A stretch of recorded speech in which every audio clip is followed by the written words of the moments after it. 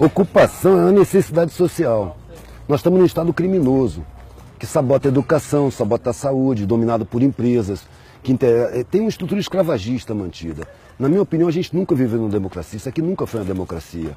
A República foi proclamada pelos banqueiros, que tinham vontade de ocupar o lugar da nobreza e ter aqueles luxos e privilégios, mas que não conseguiam porque não tinham sangue azul. Então eles armaram a proclamação da República para ocupar o espaço dos nobres e tiveram cuidado de manter a mesma estrutura. Então é preciso manter a ignorância da massa. Eu vejo a sociedade como uma casa, que o alicerce é a massa, ignorante, desinformada e por isso mesmo imóvel, para manter a estrutura social. Os tijolos são as classes médias, não tem uma classe média. Tem a classe média que toca a pobreza, a seguinte até a classe média alta que toca o telhado, que é a elite.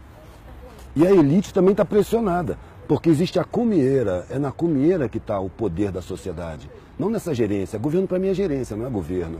Eu não reconhecia o PT como governo, era um capataz mais camarada, que jogava os colchonetes para o povo, deixava cair umas migalhas, só que eles não estavam preparados ou não tinham consciência do que as pessoas que não têm nada são capazes de fazer com migalhas. Então hoje está havendo uma comunicação da academia com a periferia que nunca houve. Esses buraquinhos que foram abertos na universidade para enfiar um punhado de pobre só para ficar bem na foto internacional, esses buraquinhos estão levando vivência de base para dentro da academia, que nunca teve vivência de base. E ao mesmo tempo está levando conhecimento acadêmico para a periferia, porque ao contrário do que se pensava, o periférico que chega na academia, ele não quer esquecer a periferia. Ele tem um vínculo afetivo muito grande, que os de cima não sabem como é. Eles têm condição de viver isoladamente, cumprimentar o vizinho, bom dia, como vai, à distância. O periférico ele convive parede de meia, ele sabe o problema pessoal do vizinho. O vizinho está com fome, ele divide a comida dele. Então isso cria um vínculo que os de cima não percebem. O cara da academia, ele quer levar o conhecimento para a rapaziada dele. Isso está criando focos embrionários que ao longo do tempo vão se multiplicando, vão contaminando, vão gerando consciência. Agora não é uma coisa que vai acontecer numa geração, é uma coisa de muitas gerações.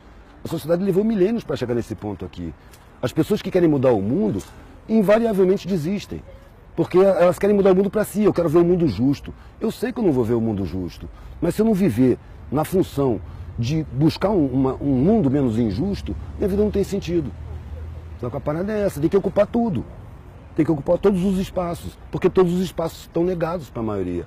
E é a maioria que banca. Se você prestar atenção na sociedade, é a parte de baixo que faz tudo. Quem é que planta tudo que se come? É mão pobre. Quem é que costura todas as roupas que se veste, de marca ou não? Mão pobre. Quem é que bota a calçada? Quem é que bota os tijolos um em cima do outro? Quem permite que a universidade funcione? É tudo pobre. Quem recolhe o lixo? Quem cata os feridos e leva para o hospital? Quem recebe no hospital? É tudo pobre. Então os pobres são a base da sociedade. Quem é que liga as máquinas? São os pobres. Aí você pega o sistema tributário. Quem é que financia o Estado? A massa tributária sai do consumo. Então o pobre financia o Estado. Os pobres eles constroem, eles botam para funcionar, eles mantêm, reparam, eles sustentam o Estado. E, no entanto, são enganados, são inferiorizados, são sabotados, têm seus direitos humanos negados, seus direitos fundamentais, sabe? Então, são colocados em uso, como se fossem animais. É ali que precisa tomar consciência, porque é ali que está a força da sociedade. Só que está inconsciente. Para isso se nega a instrução, se nega a educação, como num sistema escravagista. O escravo não pode saber ler, não pode ter instrução, porque senão ele se esclarece e se revolta. É isso que acontece, na minha visão. A parte mais importante da comunicação é o receptor. Então não adianta eu chegar lá e falar em paradigma. Sabe? Não adianta eu falar academês. O academês foi formulado para servir de cerca de arame farpado para o conhecimento não alcançar a maioria, para não dar acesso. É preciso pegar essa cerca e derrubar.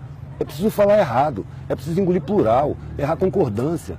É fácil falar. O Einstein já dizia, se você não consegue falar para sua avó o que você acabou de aprender, então você não entendeu direito. Você tem que falar a língua do ignorante, porque ele foi ignorantizado.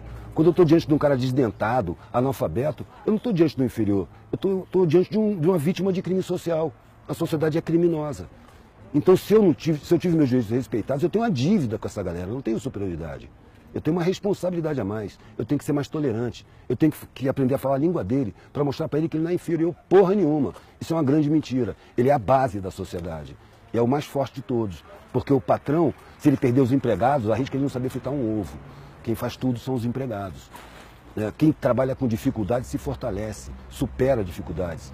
Quem tem muita facilidade não supera dificuldade, precisa de alguém para superar para ele. Por isso a dependência dos de cima dos de baixo. Eles dependem dos de baixo. E aí, para inferiorizar, para os de baixo não ter consciência. Eu fico pensando assim, que moral tem um cara que paga uma pessoa uma grana que ele jamais aceitaria para fazer o que essa pessoa vai fazer? E, no entanto, isso é lugar comum. O empresário fala, eu dou emprego. Dá emprego cacete, você explora as pessoas, paga o mínimo, corta direito trabalhista, ainda olha para os caras com desprezo. Isso é uma ideia desumana. Sabe, a cúpula da sociedade não tem humanidade. A humanidade está na periferia, que divide o último pão. Sem pensar, amanhã a gente vê como é que fica. Você não vai ficar sem comer não, toma aqui. É isso que é bonito. Eu nasci na elite. Eu fui encontrar a parte mais linda da humanidade na periferia, pedindo comida, dormindo no chão.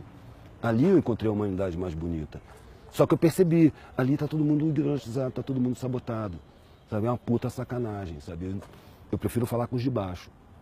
Para mostrar que eles não são fracos não, não são inferiores não.